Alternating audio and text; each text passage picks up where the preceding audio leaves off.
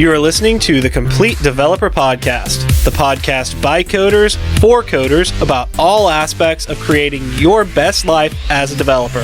I'm Will, the accomplished developer and aspiring software architect. And I'm Beej, the advancing journeyman developer.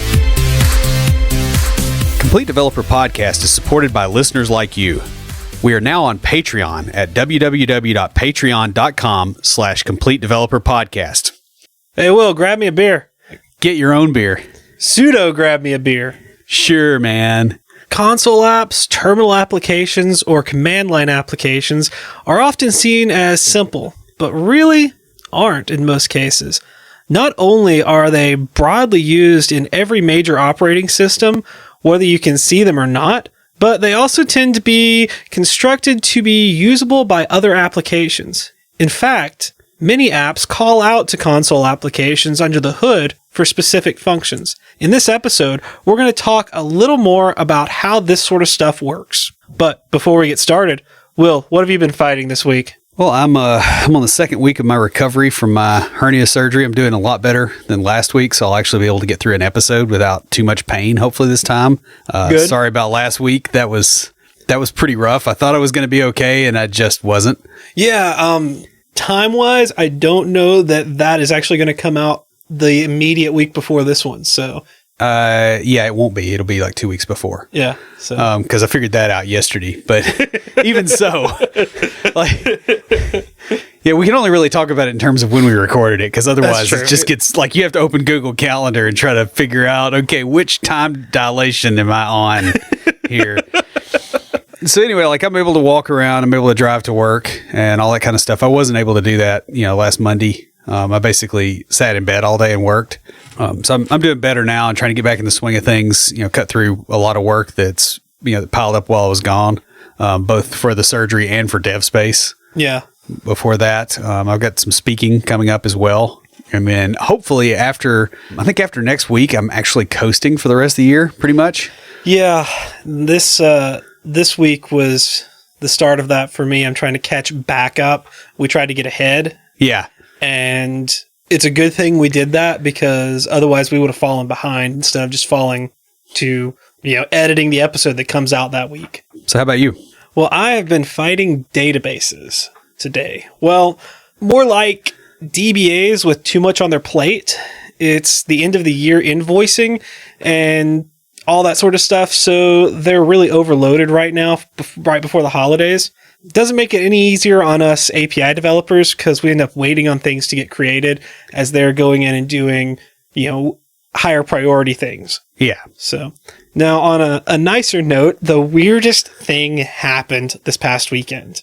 I went down to visit my mom, and on the way down there, the service engine light came on my car. And so I was kind of stressed out. I got down there. We hung out for a bit. I told her what was going on. She's like, well, why don't we run over to AutoZone and you have them take a look at it. So she rides over there with me.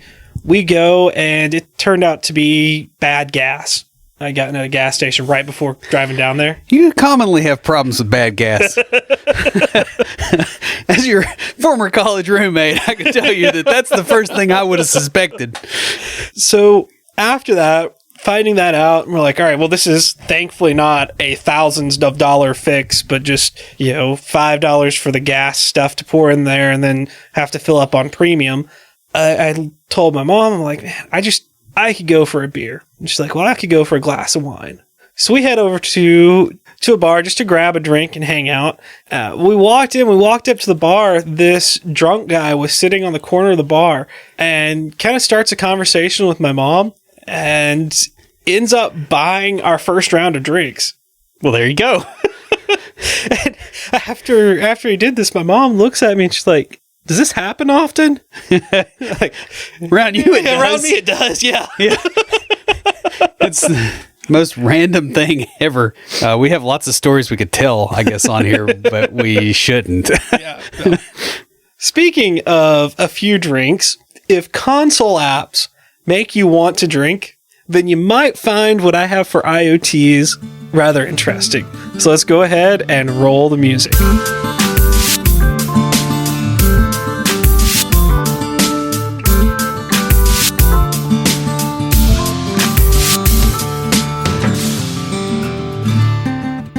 Even if console apps don't make you want to drink, the Windows IoT Core breathalyzer is still an interesting project. It's an internet-connected breathalyzer that writes to the cloud to record trends and predict when you might be at risk for having had too much to drive home. It uses an analog sensor with an LCD to prompt users with instructions, and the creator of the project points out that this is for novelty purposes, it's not for scientific or legal ones. Still, it's kind of a neat idea. It reminds me of the breathalyzers I've seen at some of the bars around town, but this one actually uploads your data. Interesting. Yeah. So I'll have a link to that in the show notes. Who's talking to us this week? Well, we grabbed an email from Alex saying Russia created a cryptocurrency to replace Bitcoin. It's called Sibcoin, and it's Siberian Shervanets. I think you pronounced that right. I don't speak either. Russian, so interesting. Alex, thanks a lot for that. When I looked this up today, the exchange rate was about $1.30 for one Sibcoin.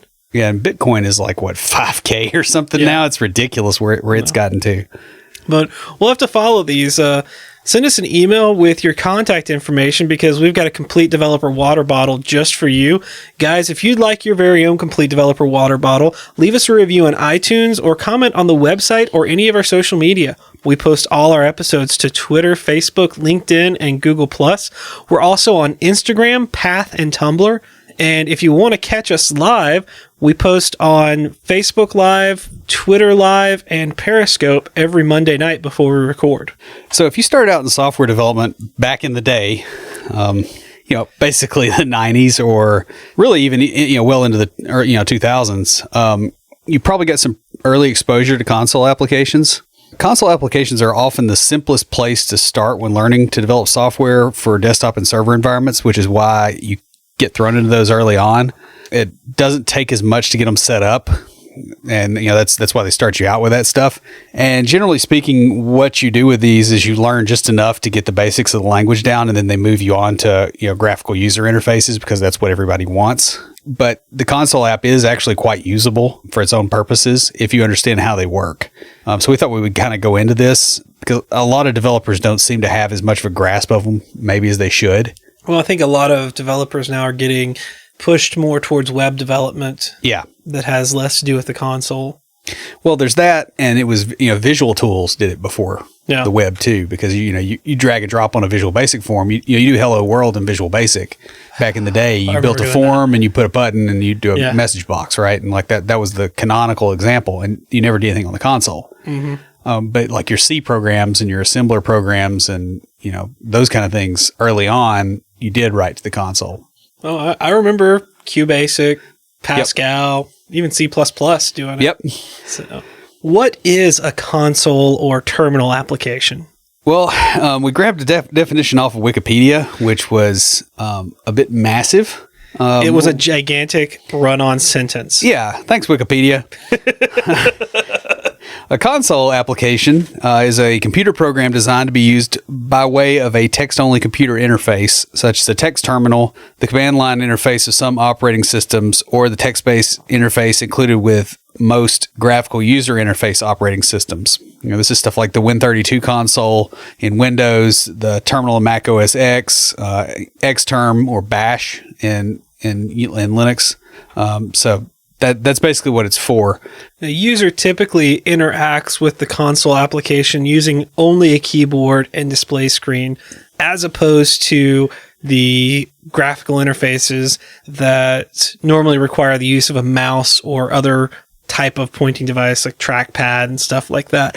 However, if you like to torture yourself like Will, you will learn to use a graphical interface without the mouse. Yeah. And actually, it does have its benefits. Yeah, it makes it faster. Mm-hmm. So to start off, we've got some terms that you need to understand before we really delve into the meat of console applications.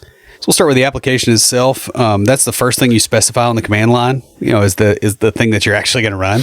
Really? Yeah. Well, I mean, you'd be surprised how many people don't know that. They're like, hey, you type magic words into the black box with white letters.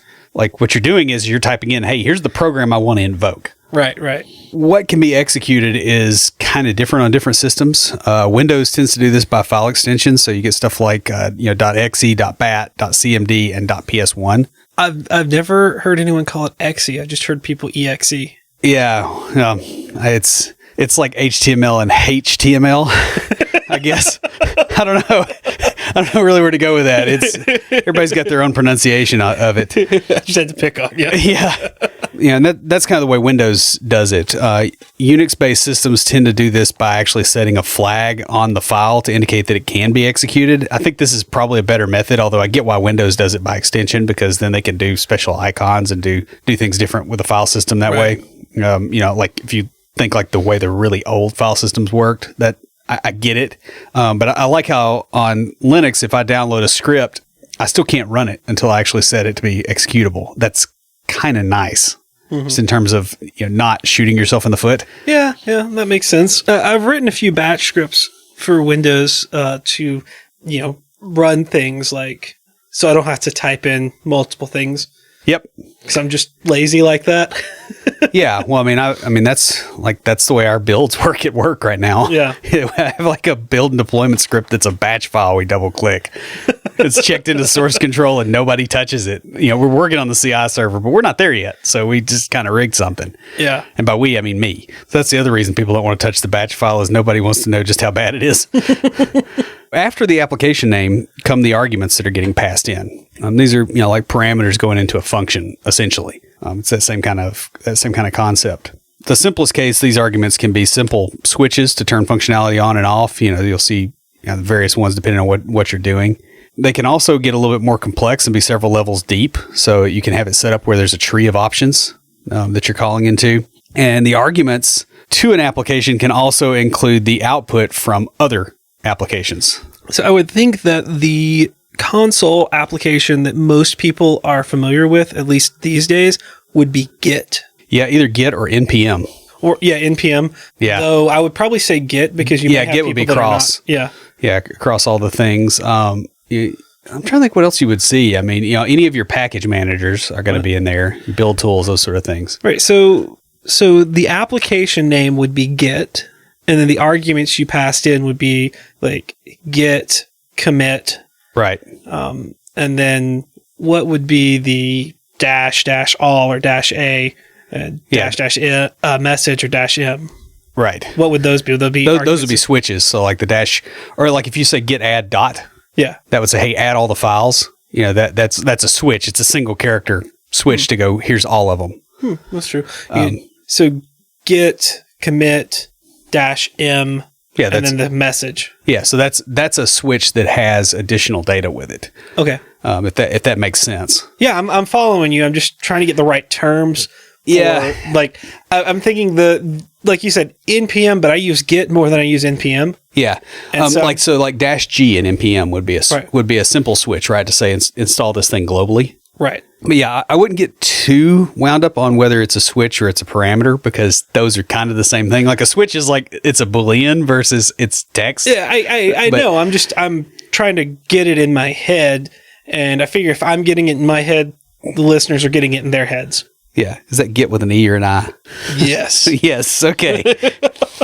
Now, the ability to take output from one application and basically chuck it into another application, is another thing here. And we'll get into that a little bit more, but just understand that that's something that can be done.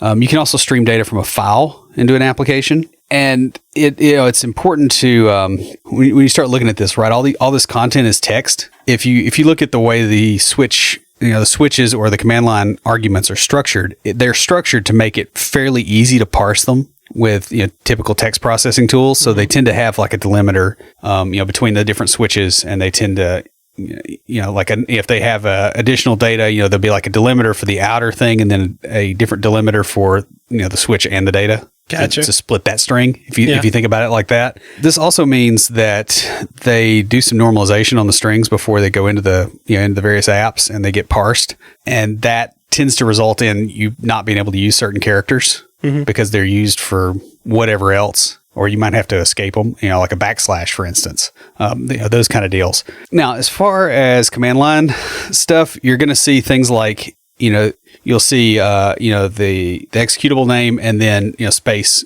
some letter, or you'll say space, dash some letter or slash some letter. Linux apps tend to use a dash before arguments, and Windows apps tend to use a slash before arguments, except when they don't. Like Git. Right. Or because npm. stuff gets ported one way and gets ported the other way, or it was, or it's ancient, or it was just somebody that said, yeah, I don't like that, and it's my console app and I'm writing it this way. So you can make like a general rule that it's this way, but that don't ever count on that, because it's just not going to happen for you. It's not going to work. So I guess the next thing to get into is what the shell is. The shell is a common execution environment for console applications. That's the little black window in Windows or DOS. If you remember it. Yeah. I think I remember starting DOS 5, I think. I remember DOS 6 and 6.22, and I think I remember 5. Of course, I also remember Business Basic for Xenix. So that's a whole nother. I remember putting in the floppy. Yeah. The 5-inch floppy. Yep. And then getting on the command line to type in Oregon Trail to play it. Yeah, that was back in the day. Elementary school. Yeah. So that's what the shell is. What is PowerShell? That's Microsoft's newest evolution of basically, well, not an evolution of batch and command, but it's their new way of doing shell scripting. How new? Except for about PowerShell for a while. Yeah, it's new in comparison to batch. Gotcha. Okay. So it was during like W. Bush presidency, I think, maybe, versus Reagan. Yeah, right. Yeah, either Reagan or H.W. Bush. Yeah. So yeah, that's what that is. And essentially what the shell is that's the top level process that's orchestrating the other stuff that you're working with. Okay. So it's effectively like, hey, I'm spinning up, I would almost say a container for these other processes, but now that's a loaded word too. I wouldn't call it a container. It's a box that the thing lives in. And hopefully we won't call anything a box in computing in the next year. So it's not a virtual box. Yeah, right. Maybe it is. Don't be a rectangle. I can't even explain that. He's making fun of me making fun of someone tracing out a GIF of Pulp Fiction where Mia does the don't be a square. Yeah. She actually traces out a rectangle. Yeah. Yeah. I don't know, man. So next is pipes. Now, pipe is a method of inter-process communication. Essentially, what it does is that it takes data in, and data comes out of it in a first in, first out manner. Yeah, so it's like a queue, except we called it a pipe back then because we, I guess, couldn't spell queue. You didn't have hipsters back then smoking pipes. Yeah, there is that too. No, I mean, it actually makes sense because, if you know what I'm reminded of with this do you remember those pencils we used to have when we were in elementary school where it was just like this cylindrical tube, and then you had these little bitty plastic pieces with the lead on the end of them that you stacked down in there. Yeah. And then like you put one in the back and then the frontmost one pushed out. Yeah. I do vaguely remember that. Yeah. Yeah. So it's that kind of structure. And this obviously predates like lots of stuff, because this goes all the way back to, old Unix systems, where it's like there is no GUI. You have a dumb terminal and you're talking to a box, somewhere else over a wire. The great way to think about it is you and a bunch of friends are at the water park. The first one in the slide is the first one out the slide. Right. Yeah. Otherwise you have a problem. Yeah. Asynchronous water park slides are not fun. Yeah. That's not a bad way to think about it. But basically what you do is it's a way to stream data in and out. So an app can open a pipe to read, another app can open it to write. And what's written by the second app is read out by the first in that same order. And there's a couple different ways to do this. Now they do have it where you can have kind of non-blocking IO type stuff going on here too. Back in the day they didn't. in Windows, users don't typically see these, but there is a thing called NPFS, which is the name pipe file system, and you can actually get in there and see these things. This as an aside, this kind of stuff is why in a lot of the Windows programming environments you couldn't have file names over 255 characters, even though you could in the actual UI. Is because they had to do a bunch of very nasty API things to actually change this. It wasn't just like, oh yeah, just make this variable longer. It's like, no, there's other funky characters in here, and there's a lot of other stuff going on other than just the straight file system, and pipes are one of those things. Okay. There's also alternate streams and files, and there's just weird stuff that goes on that you hopefully never have to know about. Like, I hope to never really understand that deeply, because that means I'm in a real bad place. Guys, and when Will doesn't want to understand something low level, it's bad. Well, it's just like there's just a lot going on. Yeah. You don't deal with this stuff in Windows very often, at least directly. You deal with the consequences of it. In Unix and Linux type systems, it's a core feature that users are expected to interact with. That's part of the whole deal, is the command line interface. And I think probably the best way to think about pipes, honestly, is to think of them as being fairly similar to streams in whatever programming language you're used to using, but it's a stream that you can't seek on, or you can't seek back, if that makes sense. So when you read off of it, once you've read something off of it, like, that's gone. You can't go back in time. I follow you. All right. But maybe that's a useful metaphor. That's probably the best way to handle most of this stuff, is to kind of talk more metaphorical. Hey, maybe this is why my mom likes Linux better than Windows. Maybe. I don't know. It makes there's really a lot of stuff that makes sense. My mom doesn't know anything about this. I was just being silly. Okay, I was going to make some joke about it. Wouldn't pipes, honestly, at this point, it wouldn't surprise me. Like, if she just said, "Yeah, to heck with Windows, I'm doing Linux," and is like constantly after you to finish moving her machine over to Linux. Yeah. Oh, you did? Yeah. At this point, months ago. At this point, I don't know. She might know. She literally. A few months after me putting Linux on her machine, she goes, "Yeah, I never use Windows. This is just like what I had when I started nursing. I'd rather use this because I know it better." Okay, then. Yeah, and I'm like, "All right, Mom. I have no problem with that." So I guess the next thing we need to talk about is kind of the way processes get nested. And so, we have the term that's called a child process. Oh, he's such a cute process. Yeah, and that's a process that's started by another process. Right. Unlike your own children, these processes don't survive their parents, right? Like, the parent process shuts down, the child process is done, unless you invoked it a different way and kicked it out on its own, if that makes sense. It's almost like it's a hierarchy of containment, more than a hierarchy of progeny. So the child process is probably not the correct, like, we probably should have used a different word, but it was just a reasonable way to describe this. It makes sense in like a tree type hierarchy. Yeah, so but it doesn't. This is the parent. This is the child. Yeah, but it doesn't in. Well, it's like a drill down thing. Yeah, but it's not.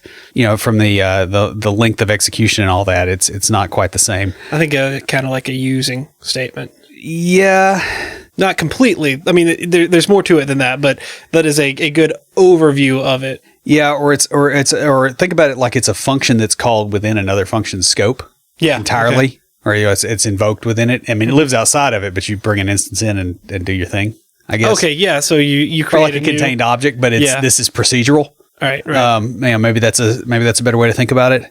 And the termination of a child process or the spawning of one can be done by the operating system's API or by way of its GUI. Especially like shutting it down. You do this with Windows Task Manager. You can expand certain processes and see what's under them. And since we haven't used the term GUI yet, GUI is graphical user interface. Right.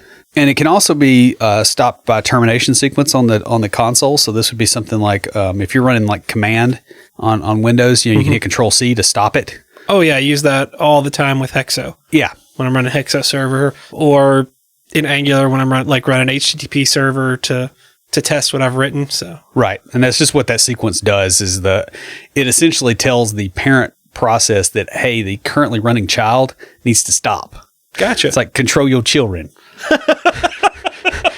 I like it. That's good. That is really good. Control C, control your children. See, it just translates perfectly. Mm-hmm. So the next one is standard streams. These are pre-connected input and output channels between a computer program and its execution environment. So when using the shell, these are typically, not always, connected to the text terminal. Generally, child processes inherit the standard stream of the parent process. Right. In general. Yeah. That's one thing I hate about this is like, it's like this, except when it's not like this. Yeah. But there's three of them that you'll basically hear about. And the first one is standard in or standard input. And that's what's going into the program. This input may be sent from the keyboard or directed from a pipe, give or take. It's also, what goes in on the text terminal. Mm-hmm. That kind of thing. It could be within the child process or the parent process in this case. Standard out or standard output is what comes out of the program. In other words, it writes to the terminal or writes out to a file, writes out to a pipe. Okay. So, quick question. Why is two pipes an OR? Yeah, that has nothing to do with it. I know. Yeah. That just hit me and I'm like, all right, I got to say it. No, it's not the same kind of pipes. I think pipes on a keyboard. So anyway, there's standard in and standard out, but there's another output stream, and that is standard error or standard error. And that's a secondary output stream used to indicate errors. Now, you may redirect it to the same output as standard out. You'll do this if you call a program on the command line and do stuff, it'll stream out to standard out, but you could also redirect standard error somewhere else. So what you do is you execute a process, and the stuff that passes goes out to one stream, and the stuff that fails goes out to another, if that makes sense. Yeah, that makes perfect sense. You could use this for, like, one thing I've been big on, I guess, at work and learning is error logging. So I could see this for logging errors on the console. Yeah. That's cool. And you'll also see different stream notations in other systems. I think VMS had some other stuff. It varies, especially as you get towards the older and older systems. That's probably not worth getting into here because it's kind of the same thing on most operating systems at this point. It's the same concepts at least. Yeah. The next thing you're going to run into is exit codes. And what an exit code does is it indicates the result of a process. So like for instance, if you got a C# app that's a console app, when you run through, if it ran through successfully, you might return 0. Otherwise, you might return a numeric error code for what went wrong. So this goes back to the days when they didn't say, hey, this is this threw a file not found exception. For instance, it was a, error 53 in Visual Basic. Yeah. It's either 53 or 51. It's in the 50s. That's right around where the file errors actually lived. And then you had to go look it up. Okay. Because it's back when memory was really, really constrained. Like, that's what this comes from. I still have to look up error code sometimes. Yeah. Usually it's because of the ORM wrapping the database error, and all I get is the database error number, and I'm like, all right, let me go look this up. Oh, that's what it means. Yes. Or like Windows event log codes, those kind of things. But this is a way for your app to indicate to the caller whether it succeeded or failed, and this is at the process level. Okay. Versus the stream level.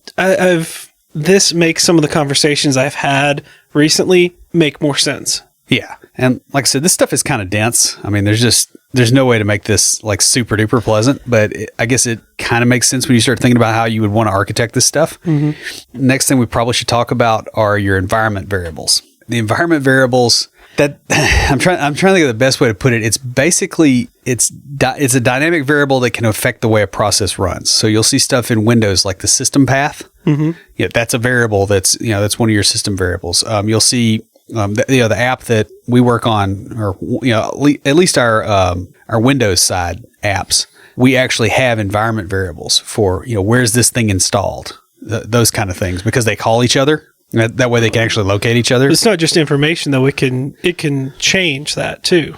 Yeah. Okay. So this reminds me of control deck in Magic. I hate to bring that up, but I've been learning it from a friend at work, and then had a conversation at our meetup this past weekend about it. And it's the neat thing about the game is it's a game for people that like to learn to game the game. Yeah. And they have decks that are built specifically for controlling the way gameplay is. Yeah. And so that's what this makes me think of is these are variables that are there specifically for controlling the way functionality works. Yeah. And it's also to make data available across, which, I mean, that's really all it is, right? It's just how they react to the data. Yeah, exactly.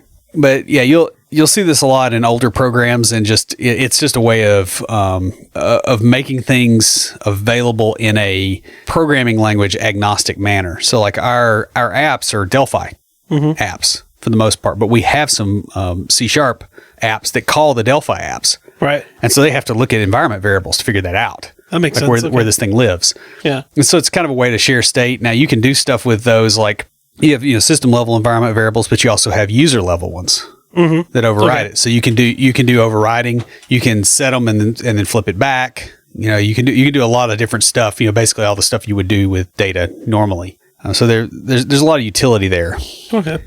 Finally, we have the Portable Operating System Interface, or POSIX. That is a family of standards specified by the IEEE Computer Society for maintaining compatibility between operating systems. POSIX defines the application programming interface, or API, along with command line shells and utility interfaces for software compatibility with variants of Linux and other operating systems. And this is all coming from Wikipedia. Yeah. And so here's the thing with POSIX compliance. There's a few that are really, really solid on their compliance. And then there's a lot of them that are fairly decent. Mm-hmm. There's a few Unixes that are just really got it locked down, but Mac OS, BSD, Linux, they tend to be fairly compliant to the total POSIX standard. There's some things where they don't hit it, but it's Mac. Mac's going to do their own thing. Yeah, it's not so much that as it's like they decided they didn't want to do certain things because they either didn't want people touching that stuff or they didn't want them touching it that way, because a lot of this stuff is old. Mm-hmm. And we've thought through things a little bit more and gone, it's not the same anymore. You got to bear in mind these systems were built back when the trust level between machines was way higher. So, you would have things like passwords in clear text. It was basically, if you remember Lord of the Rings, like when they're sitting outside the mines of Moria, and he's like, what's the word in Elvish for friend? So, because the past thing was, speak friend and enter. It's like, the word friend in Elvish, they'll open the door for you. And that's basically it. Yeah. Like that was the level of security that things were on for a very long time. And so some of that stuff has been, kind of kicked out because of that and just general interoperability principles more than anything else. Now, as far as POSIX compliance, Windows, not so much. They have some bits and pieces, and they're getting there, and there's ways to get fairly POSIX compliant setups going in there. Cygwin, for instance, will do that. And I think the Windows subsystem, or the Linux subsystem for Windows, I think that's how they branded it now. Yeah. I think that may get us closer. It may even get it close enough, that it doesn't matter. I wouldn't be surprised if Windows doesn't eventually get this down, because they want to do a lot of things that you kind of need this stuff for, like all the stuff with Docker and all the other things that are kind of getting to be big in tech. So it's probably coming to Windows. But basically what this lets you do is in addition to, how stuff gets passed around, this also specifies your utility programs and some things that are going to be available so that your app can shell out to other functionality instead of having to call it itself. So if it lives in that environment, it's basically treating other executables that it knows are going to be there like they're an API. So it's an API specification, but it's really old for an API specification, if that maybe makes a little bit more sense. I'm following you. So next we're going to talk about some common practices in building and running console or command line applications. First, command line switches vary, but are designed to be capable of being parsed by text libraries. This typically means that switches are delimited in some fashion, usually by spaces. You'll typically have a switch that lets you find out what parameters are supported. It'll often be -H or help, or /H help, or /?. Additionally, if someone enters incorrect parameters, it's generally best practice to tell them what is supported. Right. Because that's like, again, going back to what these interfaces were built for, this was back during the time when you got an operating system and it came with a manual. Now, I would say I've seen several console applications that I have used that will, even recently used, that if you type in something wrong, rather than just throwing down a whole list of all the stuff, it gives you the error and then it says, for help, use this. Yeah. Actually, I think it was Hexo that I've used most recently that did yes, that. And Hexo I really like the way they do that, because then you don't get the whole big thing if you fat finger something. Yeah. Well, I mean, and think about an environment where there is no internet. I mean, and by the way, the previous sysadmin was a drunk who took the manual home with him and we never got it back. Yeah. Now what? You have a multi-$100,000 system potentially, and you can't use it if you don't do this. So that's kind of a practice that's moved forward. It makes things self-documenting. Right. And also there may be both long and short forms of switches. The example that you have here is the /h or /help. Yeah. What I think about is with npm -g or -- global. Yeah. If the app does a lot of different things, there may be a tree of possible commands. Yeah, and a good example is Rails. Yeah.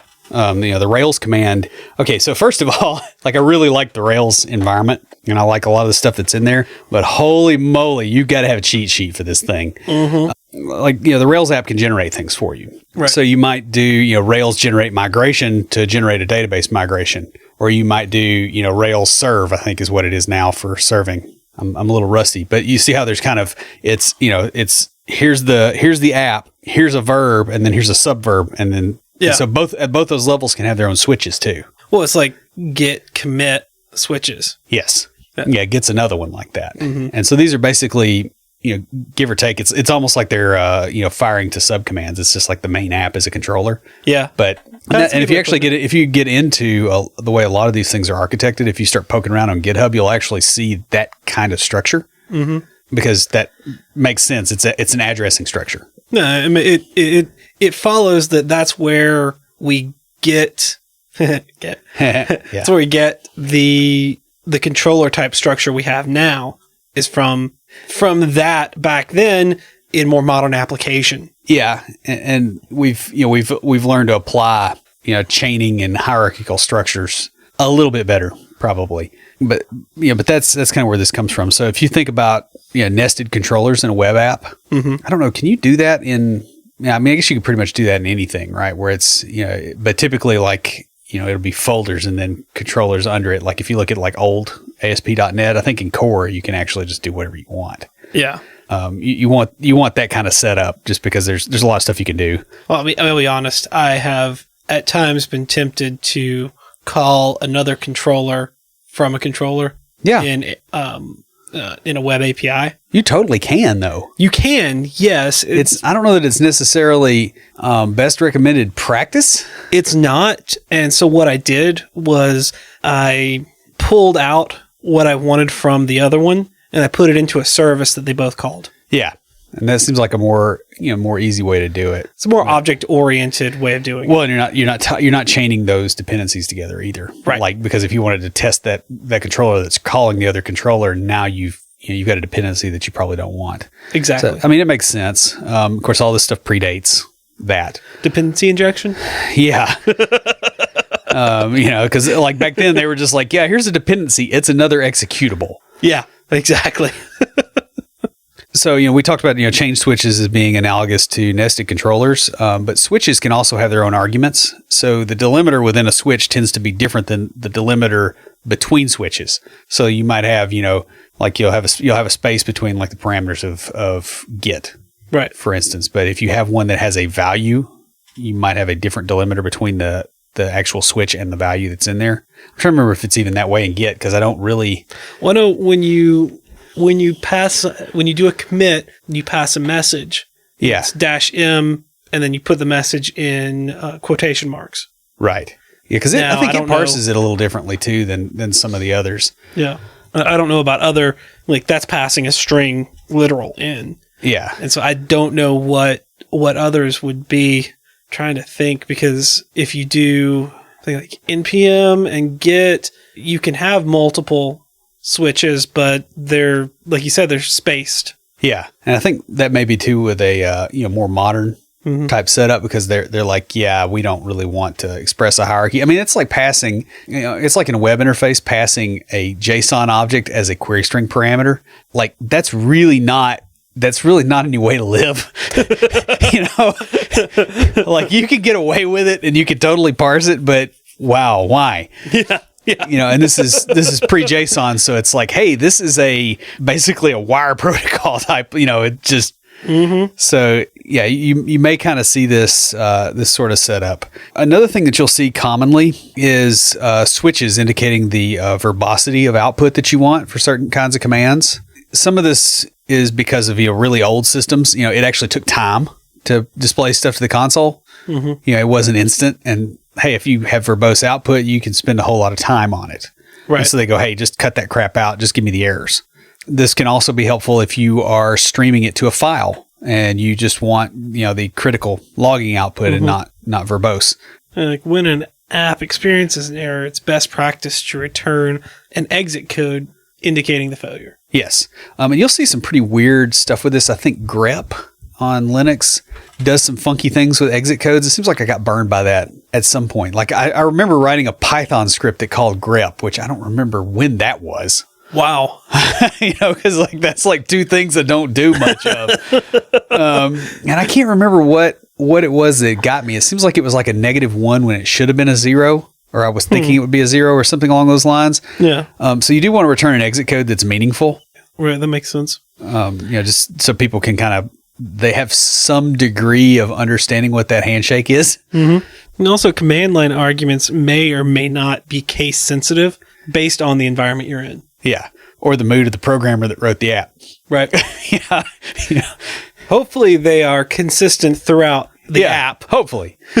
Yeah. There's, I've seen some stuff, man. Like, yeah, just, I've even seen misspelled command line parameters. I've seen that, yeah. Yeah, where you're like, I have to spell it like what? No, that's one of those ones where you type it in properly spelled and it comes back with an error, and so you go, oh, what is the actual command? And you do the /help or -help, and it comes up and you're like, what? Yeah, and this is really bad with like homebrew programs that people have written for themselves. Oh yeah, because the kind of people that really really love their command line at this point, a lot of them maybe the whole spelling thing, it doesn't matter so much to them. Yeah. So yeah, you will see this. Another thing that happens is a lot of command line apps have got switches to let you do a dry run. So if what does that mean? In other words, like let's say that you had a command line app that was going to move a whole bunch of files. I think Robocopy does this. Okay. You can say, okay, I want to move all these files, and you pass it, the mask and like how it's going to move it and how it's going to recover. And, all these, there's like this huge swarm of things you got to do on there. Right. Okay. But Robocopy's slow. Like, for instance, we back up the podcast episodes, it takes, it's not just Robocopy, it's 7-zip. Actually, it gets us, but it's the same kind of principle because 7-zip has this too, I think. But you can pass a switch that says, hey, dump out and tell me what you would have done with these parameters, but don't actually do it. Okay. Because again, you have no way to test until you've blown something up. And like if you're moving terabytes of data, you don't want to blow that up. You don't want to have to come in here with another hard drive and plug it in and then run a backup and then try to do something. Yeah. So it's built around that kind of thing. And it's also useful for other programs that are, testing stuff out because they can take that output and they can format it for you, even if it's a GUI app, and show you, hey, here's what's going to happen when you actually run the thing that we're about to do.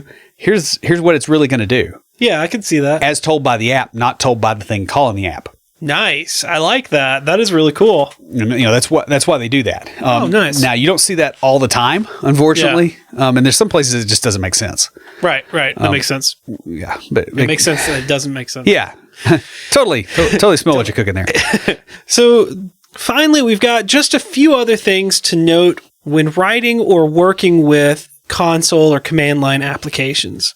First off, if you're building a GUI or graphical user interface application to run on a desktop or a server, your app still receives and can use command line parameters. Yeah, and we actually, in some of our web apps, we have stuff that's calling out to console for generating like PNGs and PDFs and doing a lot of manipulations, because, bringing Delphi code into .NET can be there's some funky things that happen that we haven't completely got worked out yet. And like, there's not a lot of docs. So we have to figure a lot of this out on our own. And so it's like, or we could use the shell. And so that's what we do. We take a little performance hit and we don't suffer right now. Also, you can still use standard in, standard out, and standard error in a GUI application. In fact, this is an excellent way to figure out what is going wrong in a lot of Linux programs when they hang up. Yeah. So like, I've done this trick plenty of times. Like you run the app and it hangs up, it crashes. You don't get any kind of actual error that you can see. Yeah. Open a terminal and call it from the terminal. Oh, neat. And the error output will be in the terminal when the thing blows up. Huh. Okay. And so you can actually find out what's going on. Yeah. Hopefully. At least it's better. It's better than nothing. Yeah. Now, another thing you can do in a lot of environments is you can do command line auto completion stuff. And sometimes it ships with the executable, and sometimes it's in some other kind of file that the command line or that the terminal environment can use. Mm-hmm. This is a little bit more common on Linux, although I think you can do this in PowerShell. Command line auto completion. I could see it in PowerShell. On the terminal, I just don't know. I think they have that in Bash, but I haven't ever configured that. Bash on Windows. Okay, like real Bash, real Bash, not the Windows version. Yeah, not. Which, by the way, you can do Bash on Windows. I know. I look forward to all the POSIX compliant viruses they're going to write for Windows with that. Because that's coming. Oh, yeah. But anyway, the command line auto completion is a thing. Mm-hmm. You may or may not want to do that. Another thing you'll see a lot of is if you've got something that's got a lot of available parameters or complex ones, you may also see a setup where you offer an options file instead of the command line options. One thing that happens a lot of times too is when an app starts out, it's fairly simple and you've only got a few command line parameters, and it gets past a certain point and somebody goes, hey, we need to have an options file instead or in addition to. And so you'll see that pattern happen with a lot of older, bigger apps. That's just something worth kind of bringing in. Yeah, having a better grasp of what is going on under the hood with console applications may help you significantly in your day job, even if you're primarily a web developer. If you're using tools like Angular CLI, for instance, or Git, NPM, any of those, it can help you reason about what the tool is actually doing and make invoking it make a lot more sense to you. That pretty much wraps us up. Before we close everything out, Will, what do you have for us this week for Tricks of the Trade? Well, I guess it's pretty obvious what I'm going to say since I come out of stuff with the episodes. The point I want to make here is it's very valuable to learn old tech, even if it's not something you think you're going to use. If it's still underlying the stuff that you're using, at some point it will become valuable to you. You'll, in addition to the mistakes that have been fixed, you'll also sometimes see where the old tech was, wrapped in the new stuff and things break at certain points that don't make sense until you understand what's underneath it.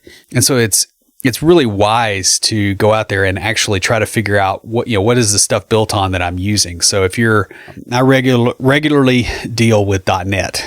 Underneath .NET, there is a lot of COM. We call a lot of COM interfaces, a lot of those kind of things. And so you have to understand how COM works because .NET was built to kind of fix those problems, but also to be able to call down into it. And so if you understand how COM works, it will make your .NET programming a lot easier. And if you understand things like DDE, that will make your COM programming a lot easier. So what's interesting about this is I'm on the change advisory board this quarter as the old tech guy. Yeah. And I don't have experience with some of the old tech. So the old tech expert, and I call her that, but the mentor from the last quarter actually said she would mentor me this quarter for doing stuff like that. So I have a meeting with her scheduled later this week for learning some of that stuff to actually go in there and make changes into some of our old technologies. Now, by old technologies, I mean like classic ASP. So not that old, but yeah. But I mean, you think about it, there's still stuff in Windows, for instance, or in Linux that's just ancient. Oh yeah. And, hasn't been changed because nobody's needed to, and other stuff relies on it behaving very specifically. Yes. And so you really need to spend time to learn just kind of how that works. And that's why we wanted to go over the whole console app thing, is because this underpins a lot of the stuff you're doing, even if you maybe don't think it does. So I guess that about wraps us up. That's all I got.